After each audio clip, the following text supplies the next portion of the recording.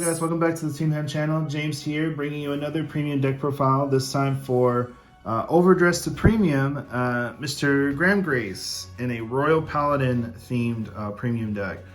So, I don't know if you guys have seen the videos already between me and Jesse of our Overdressed to Premium matches of this deck actually versus Eugene and Narakami.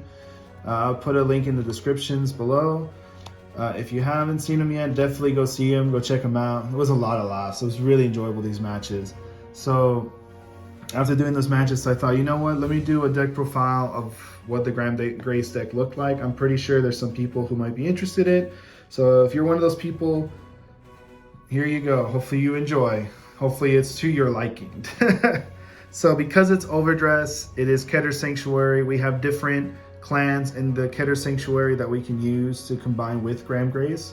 And because I love Royal Paladin, that's my favorite clan overall, followed by Narakami. Even though a lot of people say Narakami is my favorite, don't be fooled. Royals is definitely my #1 clan I like playing a lot. So I thought, you know what, let me combine Gramgrace with Royals and see what I can come up with. And without further ado, let's get into it so I can show you. So first things first, obviously we have the boss, the main dude himself, Mr. Gramgrace. So if y'all don't know, he has 3 abilities. The first one, if you Persona Row this turn, the power increase also goes to your back row. So when you Persona ride, you usually just give 10 to the front and draw. Well, thanks to him, you can give 10k to your whole board and draw. So that's really cool. That's something we can actually utilize here in the Royal Paladin clan. His other effect is act. Once per turn, you can counterblast Soul Blast to draw. Then choose a card from your hand, call it behind him, give it 10k, and it can attack from the back row. That's important. The fact that you can attack from the back row. It allows the deck to do at least 4 attacks than the normal 3 that you would usually see. So that's really cool. And then the last effect, at the end of the battle that your back row rear guard attacked, back row center rear guard attacked, that card will go into the soul and you draw an additional card. So you draw 1 for his second skill, then you call 1, and then what you called after it attacks goes into soul, so you can draw another card. That's just really cool utility in a boss. So I was really trying to figure out a way to make this guy, and yeah, I think we found it, guys. But definitely a cool boss to play around, and if this is something that you would want to try out to get into the premium format, hey, go for it. This deck, once you see everything, you can price out this deck. The main expensive cards are going to be in the G zone. Unfortunately, there's a stride in there that you will need for this deck if you want to play this in premium with Royal Paladin. But the main deck itself is actually quite affordable, so that's really cool. So the secondary boss that we have working with him is the Jewel Knight Ashley. So we're doing the Jewel Knight package in this deck. And with that being that we're having Ashley as our backup 3, and the grade 2s and 1s will be filled out with Jewel Knight units that you can search out with her. Because she says at the end of the battle she attacked, you Soul Blast 2, search your deck for up to 1 grade 2 or less Jewel Knight, call it to rear and shuffle your deck. If she is your Vanguard, so if you have to ride her first, when you do her skill, you can call 2 cards instead of 1. So she helps you build a field to be able to multi-attack. And she has another cool skill that when a unit's placed on her circle, so if she's on Vanguard, if you ride over her, if she's on rear, you call over her, you can counterblast 1 and give that placed unit a crit. So if she's our current Vanguard and then we ride, say, into Gramgrace next, we can counterblast 1 and give Gramgrace a crit. That I never really do that. I always try to make sure that my first ride is Gramgrace because we really want that Persona ride. The Persona ride is really important for what this deck is trying to do. But that is definitely an option and something to keep in mind when if you don't see him first, but you see her first. So she's a really, really good card in this deck and really does support Gramgrace. And one thing to keep in mind also with Ashley, so if you're on him, you do his skill to call 1 from hand to attack from the back row, you can call her in the back row. So you draw 1, call her, give her 10, and then when she swings, she'll swing at the van or anything you want to swing at for 23. At the end of her battle, since these two will be proccing at the same time, you can do her first, the Soul Blast 2, search for another Jewel Knight, call it to a front row rear, and then you can put her into Soul to draw 1. So you can use 2 Soul with her, get another unit over here, and then she'll go back into Soul, so you recuperate 1 more Soul to draw a card. So that's like one little interaction play I like doing with these two. So that's that. Then for the grade 2s, we run 3 of the Jewel Knight Leyland. When she attacks on rear, you can return 2 normal units from the bottom of your deck. 2 normal units from your drop zone to the bottom of your deck to soul charge 1 and give her 5k. So the Jewel Knights, the grade 2s and 1s, usually return normal units back to the deck, so you can keep soul charging and building up soul for your card effects. So she's definitely one of the main grade 2s that does that. And then all the Jewel Knights also share the ability of when you place a unit over them, they get additional skills. So when something's placed over her, that unit that's going to be placed gets an extra 10. So when you, like, say you're doing your multi-attacks, you attack with her, and then you call something over her, that called over unit's going to get that 10k. So she's definitely a key card in the deck. I run her as a 3 of, because I'm running other grade 2s in this deck as well. So, but you can always like mix and match depending what you have to work with. If you want to run her as a 4 of, definitely helps the deck out. It doesn't hurt at all. The other Jewel Knight that we're running here is 2 of the Sybil. So I was running her as a 4 of, mainly for her secondary effects, but it ended up being just a 2 of. Just didn't work out as well as I thought it would. But what she does is when she attacks, Vanguard or Rearguard, so both skills, Vanguard, Rearguard, when she attacks, you can put a grade 2 or less from hand into your soul to draw a card. So she lets you filter your hands. So if you have a bunch of grade 2s and 1s in your hands, like normal units, you can put them into soul to hopefully draw into maybe a shield card or maybe into another copy of the Gramgrace, so you can like persona ride. Her other skill is when a unit is placed over her, you can check the top 3 cards, look for a grade 2 or less Jewel Knight from among them, call it to rear, put the rest in the bottom deck in any order. So again, I was running her as a 4 to try to do that skill, but I didn't proc that skill off as much as I would like to. And then whenever I would do it, just my luck, I would whiff more than not. So I thought, well, if I'm gonna whiff half the time that I'm using it, I might as well just cut her down to 2 and just keep her like that, keep her in there as like a target to go into Ashley, but that's really it, and to filter as well. And because these are Jewel Knights like Lila that are just returning normal units back to the deck from the drop zone, you can just keep returning her if you really want to keep seeing her with Ashley. So I run that. And then I also run the 1 Maple. I was trying out 2 just to see it, but there's another grade 2 in here that just directly searches for her, so we only need her as the 1 of. She is a glitter support card, so you do get her second skill if you're on Thegria, but we're not playing Thegria in this version. We're playing Gramgrace. So the main skill we care about is when a grade 3 or greater unit's placed on the Vanguard circle, you can call her from the drop. So that includes striding as well. Stride step is part of the ride phase. So you can choose not to ride a grade 3, stride into your grade 4 and still get her, because you are placing a grade 3 or greater during the ride phase. So definitely something to keep in mind. Don't do what I did in our matches and I actually forgot to do that on one of the strides. Don't do that, guys. So yeah, definitely just the 1 of. And then for the grade 2 that searches for is a grade 2 in Royal Paladin called Liverot. So he has to be placed from hand, so do keep that in mind when doing his skill, but you can counterblast 1, search your deck for a grade 2, call it to an open rearguard circle, shuffle your deck. And the cool thing is, if you have no face-up cards in your damage zone, you can soul blast instead of counterblast for this grade 2. So he was a support card that came out with Altmal in the Vieira trial deck. And he's been a really solid grade 2 in the Royal Paladin clan. It's similar. You could say that it's similar to Kyber, but Kyber costs more and he only checks top 3. He just has a condition, but he only counterblasts 1, and you can search for whatever you want. So you can ride him as your grade 2 or call him to rear guard at any point, and if you have an open circle, you can search out for Maple and set her up. Or If you're preparing to do a multi-attack turn, you can set up for Sybil, you can set up for Lila. Just call, search them out, do their skills, and then when you call over these two, then you can proc their skills as well. So definitely something else you can do in this deck. And then for the multi-attacks, I keep saying you can keep calling over your units. I run 4 of Knight of Twin Sword. So at the time of recording this video, there's a grade 2 promo for Royal Paladin coming out. That's a very similar skill to Twin Sword, but it does not have the GB restriction, so you don't have to have a stride on Van or face up in the G zone. And it does an additional skill as well. But since we don't have that, we're working with this right now. So Knight of Twin Sword facilitates the same thing. It allows the deck to multi-attack as long as he's boosted and attacking a Vanguard.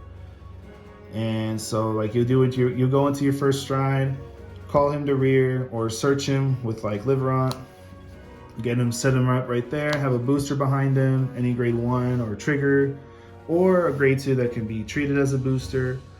And when he swings with the booster, you counterblast 1, call a grade 2 to the other column. So it allows you to do those extra attacks.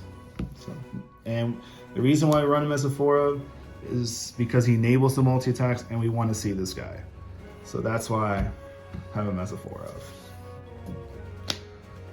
Now for the grade 1s. So for the Jewel Knights, run 4 of the Morvitas. So her main skill that I use her for is when a unit is placed over her, you draw a card. So on Vanguard or Rear Guard, so you can ride over her, call over her, you draw a card to replace her, which is really nice.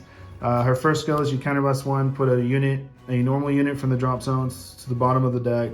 To soul charge 1, give a Jewel Knight unit +5. So she doesn't say other Jewel Knight, so you can give her +5. We don't ever use the counterblast for that. I only do it if I need to. I like to use the counterblast for either Gramgrace's skill or for the multi-attack of Twin Sword or some of the strides. So that's why I don't really use her first skill, but definitely I like to ride her as my first grade 1 ride.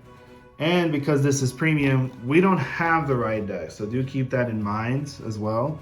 So that's why the ratios are the way they are, so that we can have a good chance of seeing your certain grades and to be able and run multiple copies of the card you want to ride, so you have a higher chance of seeing it. And with that, I also run 4 of the Jewel Knight Eunice, another good grade 1 ride target. So when something's placed over her, you retire an opponent's rear guard in the same column. If you do not, you get to draw. So if you ride her as your Vanguard, you ride over her. If you cannot retire a rear guard in the same column, so the rear guard behind the Vanguard, you get to draw. So basically the same as her for the drawing aspect. But the main use for her is not to be able to retire something in the column or to potentially draw.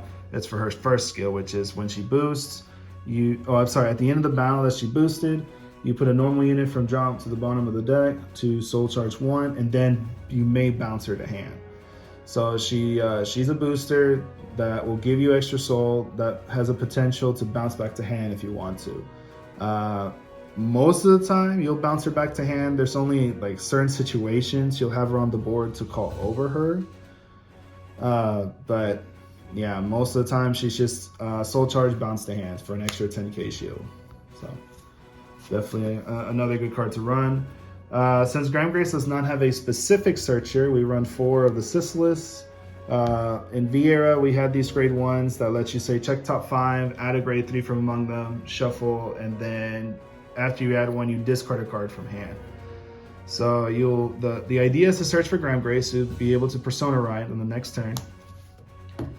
And if you don't see Gramgrace, then hopefully you'll see a Heal Guardian or an Ashley to help you set up, or to help you, for the Heal Guardian to help you survive to get to your grade 3 or to G-Guard.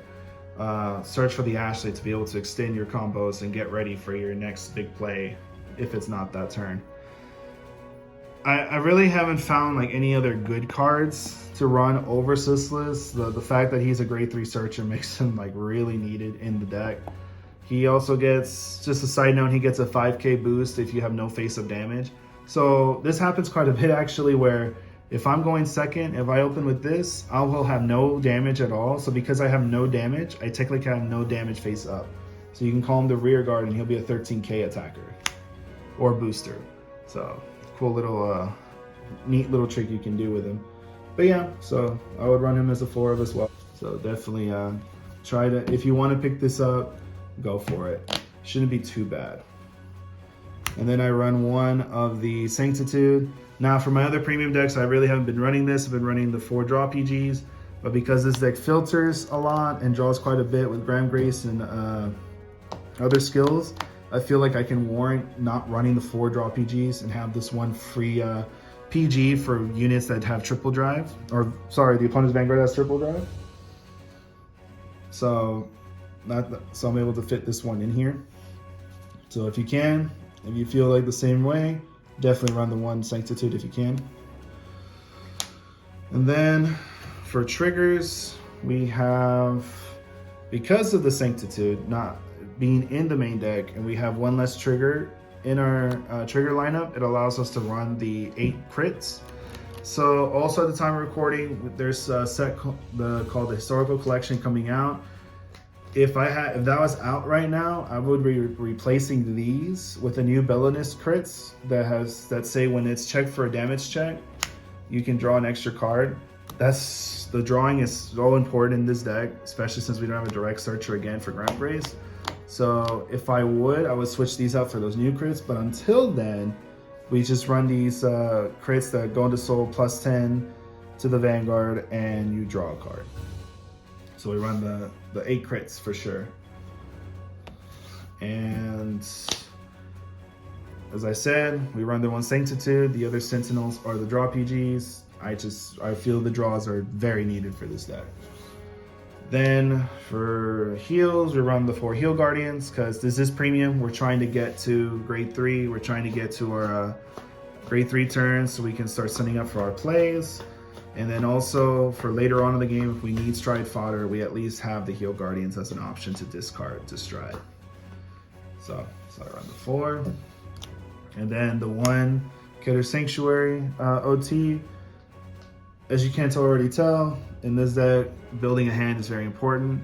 So that's why I like running this.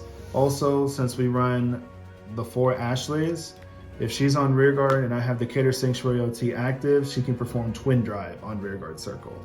So that's another added bonus for running the Killer OT. So that's honestly the main reason why I run this over the vanilla OT in this deck.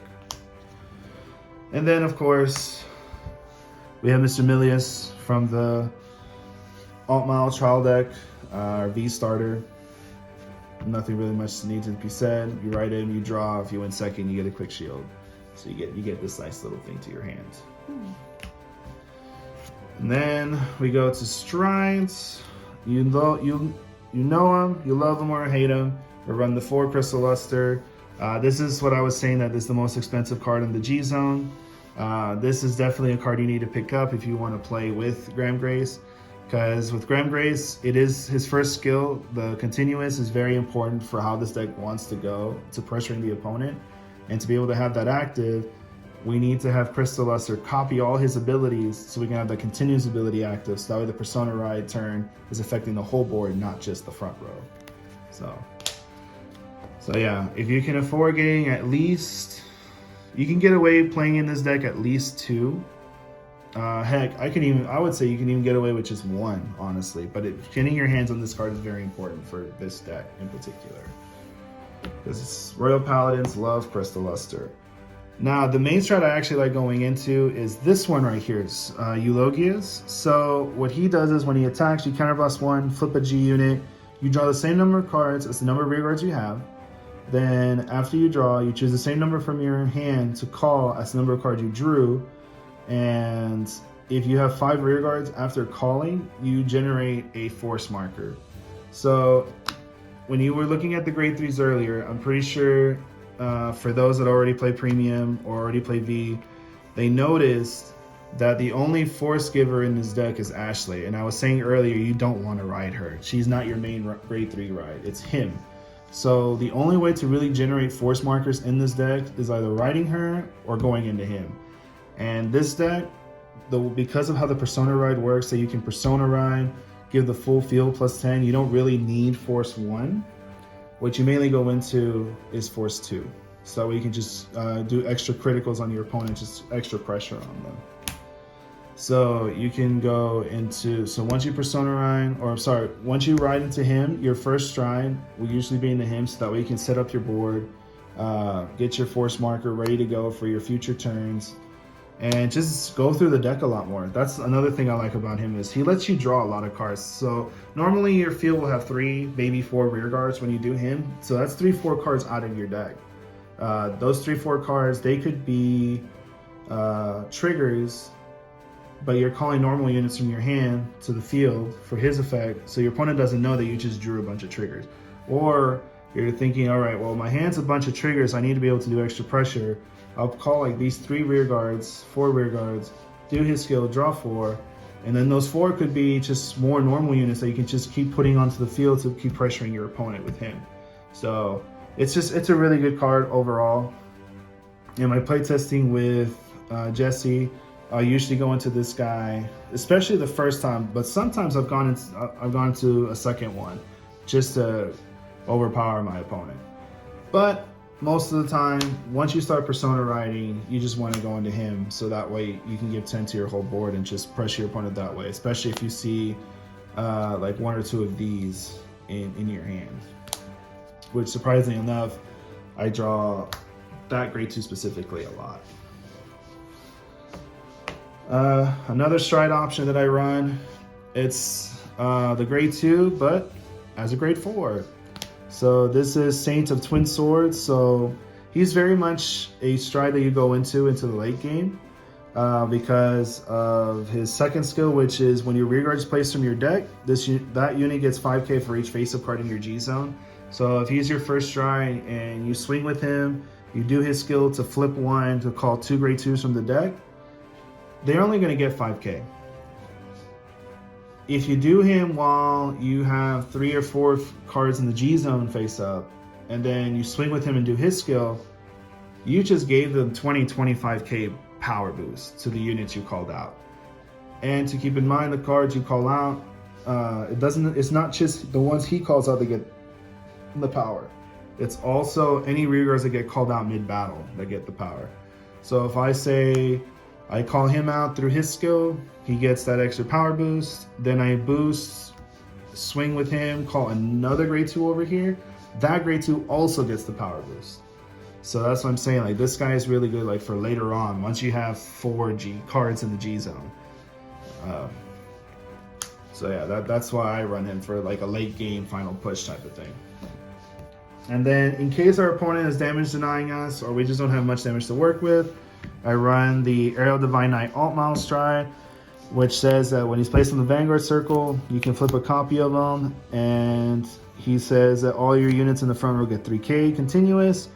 Then if you do his skill and the number of face-up cards in your G zones 2 or more, he lets you superior call a grade 2 from the deck and give that grade 2 +5. So I can go stride into him, flip a copy, my front row gets 3k guaranteed. But if I have 2 or more face-up in the G zone after I flip for him, I can call out an attacker to the rear guard circle and give that 5. So guaranteed an attacker for sure. That doesn't cost anything, soul or counterblast, so he's a nice free stride to go into. So that's why I have him, just in the event my opponent says no damage for you. And then I run the 1 Progenitor stride in this deck, and the reason why I run the Progenitor stride is just for his skill that if he's face up in the G zone, you don't have to pay the cost of stride. So in an overdress deck, being able to persona ride and not discard copies of your Vanguard to stride is very valuable. You can just persona ride, draw, and then just stride, because it's all within the same phase. Because normally, when you are on that, you would have to discard a 3 or greater to stride, right? So sometimes you just have to discard a copy and go, man, I wanted to persona ride with this, but I have to stride. So if you're able to go into the Progenitor, which to Progenitor stride, you have to discard a copy of your Vanguard to do it. If you're able to do that, you're able to persona ride later on in the game and not have to discard a stride, specifically discarding a copy. You just discard your copy the one time to go into him, and then boom, you don't have to pay cost of stride anymore. So if you top deck and say, like you're in top decking mode, say you top deck an Ashley and go, man, I have to pay the cost of stride. Wait, no, I don't. I can call her to rear because I can stride for free due to him. So I feel that Progenitor strides definitely have a lot of value in overdress based decks. So if you can go into this, that's something really, really good to do.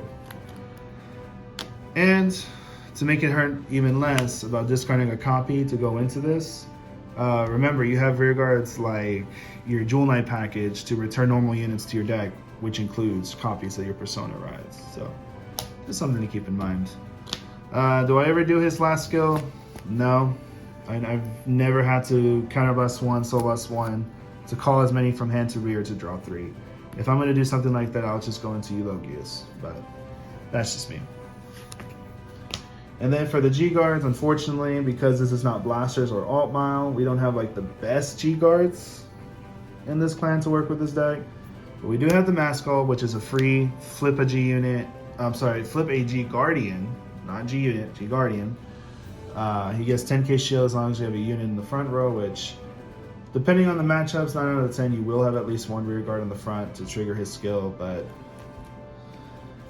I wish you could have given more shield value than just 10 compared to other clans, but hey, it's free. I can't really complain too much. And then I run 2 of her, just so I can use my grade 2s that I've already done their skills. I can target them with her so they can have an extra 10k shield. So I can intercept with them for, usually they're just 5s, they become, the one I target becomes 15. And she gives them the red text of counterblast, soul blast. If I intercept with them, it's basically a perfect guard. So it is another perfect guard option, but if your opponent sees that you summon this and you tell them which grade 2 has that red text, most of the time they're gonna go after that grade 2. So she's not really the most useful, but she's not the worst either. I've seen worse G guards, so it's something. Gramgrace doesn't mind, we'll take it. And then to round up the G zone, the 2 Cray Elementals, Ractome and Dismal. Dismal protects your rear guard that you choose, gives it the ability that until the end of the turn it cannot be hit, nor can it be chosen for your opponent's card effects. So that's really nice if you want to protect a certain rear guard. And then Ractome is just a drop and draw filter card that you can use in this deck. So, yep. Alrighty guys, so that was my Gramgrace Royal Paladin premium deck profile of overdress to premium. Hopefully you guys liked it. Hopefully it's something you guys are willing to give a try. Hopefully it's something for overdress players that are already playing Gramgrace to, maybe try out. Again, I know the price tag of certain cards, like the Stride, Crystal Luster, for example, might be a little high. But if you're willing to just pick up 1 or 2, you can easily work with that and just really enjoy the deck. This deck is definitely a very fun multi-attack variant of Royal Paladin, and I cannot recommend it enough to just try out and have fun with it. Please, if you like this type of content, let me know. Please put a comments down below if this is something you want to keep seeing. If not, just let us know. We'll try to come up with something else. But again, hopefully this deck list was something fun you guys want to try. Maybe you want to experiment a bit more. But I think I can speak for me and Jesse when I say this. Trying out overdressed bosses into premium is so much fun. I started out with Maelstrom. That was a lot of fun. Unfortunately, Busher changed the name on the orders, but we're back at the drawing board, trying out different things. But then I tried out Gramgrace, and man, it's a lot of fun. And then seeing Jesse with his Eugene Narukami, that was also crazy. But yeah, guys, it's definitely a lot of fun to try out. Ask your group of friends if they want to try out premium. Maybe update your overdressed decks to a premium clan of your choice and go from there. It's all about fun and how you want to have fun, man. So again, hopefully you guys like this list. Y'all take care. Like and subscribe. Please show us some love, and we will catch you on the next one. Later.